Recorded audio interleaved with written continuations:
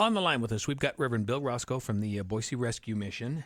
And you've been having that whole tent city on Cooper Court going on for a while, and of course today they're clearing it out. And I wanted to clear up a few of the misconceptions. First of all, a lot of folks want to know, so how come those folks set up tents and were living out there in the first place?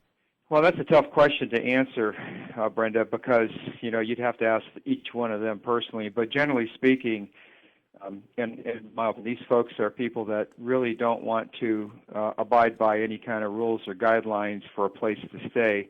They want to just have a place to stay and to be left alone. And, of course, that doesn't work in a shelter like ours because there's just too many people, and you can't have anarchy. You have to have order. And we make our rules pretty simple and easy to follow, but some folks just don't want to put up with that.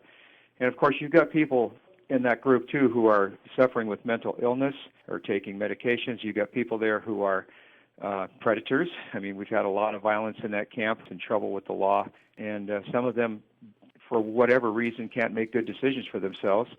But the bottom line is you drive by there and you see those little kids coming out of those tents in the morning, and it just makes your heart break. And, I can't tell you how sad it makes me.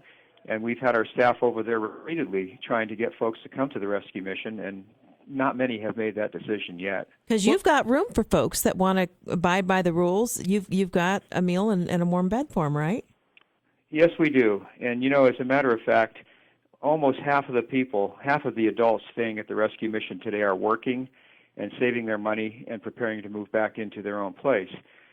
We have options for people. We have programs for people that really can help them overcome homelessness if that's what they want to do. For folks that think they're helping when they stop and just hand money out their car window to someone standing there on the street corner with a sign, what exactly are they enabling when they're handing cash to folks? The fact is that I've known panhandlers, if you understand that definition, I've known panhandlers who have told me that they can make $80 to $150 a day in the holiday season standing on the corner with a sign.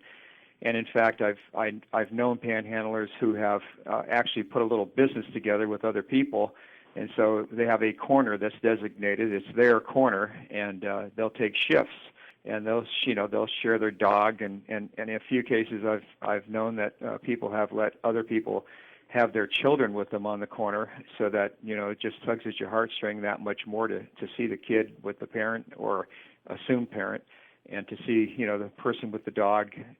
Homeless veteran just need a little help. Well, if they really want a little help, they can come to the rescue mission. We've got a very, very good veterans transitional program. So again, if you're giving people money on the corner, you don't know where it's going, you don't know what they're going to do with it.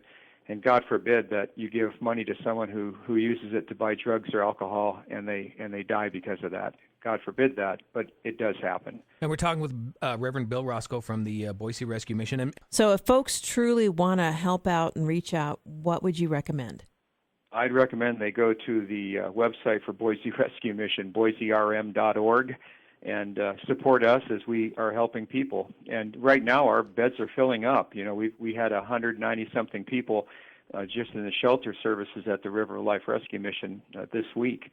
And, we need all the help we can get. We don't take any government funds, and so folks can support us, and we'll continue to reach out to these people.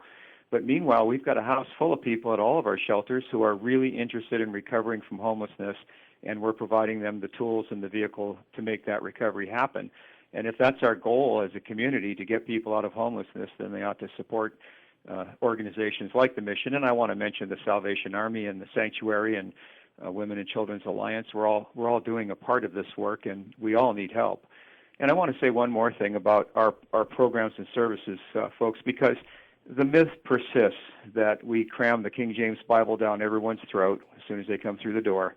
And it's just not true. And I would say to anyone who has heard that and believes it, just come to the rescue mission, and you don't have to even spend the night. Just come to the rescue mission and sign in like you're going to spend the night, and go through the process of being, having some case management happen, a little bit of brief case management work, go on down to the dining hall, have a good meal, and watch and see what happens when chapel starts, because we give people the option. You can attend chapel or not attend chapel, and that's up to you. And our philosophy really is that we want to have our gospel message preached in everything we do, not just the spoken word, not just a chapel service, but in our shelters being clean and organized and secure, and our food being good and healthy and nutritious. All of that is presenting the gospel, and that's our focus. Well, and I guess, coming from a very Christian religious background, Jesus never turned anybody away, but he never forced anybody either. That's exactly right. It was always free will. And you can't force anyone to believe in your faith. I mean, look what's happening over in the regions around Afghanistan and Iraq. People are having their heads chopped off because they won't comply with faith. But that isn't going to make them believe, and nothing is. It's a sad thing that a lot of people, I think, still believe that we're, just all we want to do is drive people into a Christian church. We would love for everyone to become a Christian. Let me make that clear. But they're going to do that at their own decision, on their own time, and by their own will, not because I make them go to chapel or I make them pray or any of that. We don't do that. So that excuse is way outdated and never has been true, and I hope people will take me at my word on that. Well, thank you. And, of course, if they don't want to, come down and sign in and see for yourself. That's right. That's right. We'd love to have you. Hey, I'd love to have you guys. We could have you guys down there. You could MC the dinner show. You just put a thought in my head. Thank you, Reverend Rosco, from the Boise Rescue thanks. Mission. We appreciate what you do, and hopefully this will help some folks. Thanks a lot.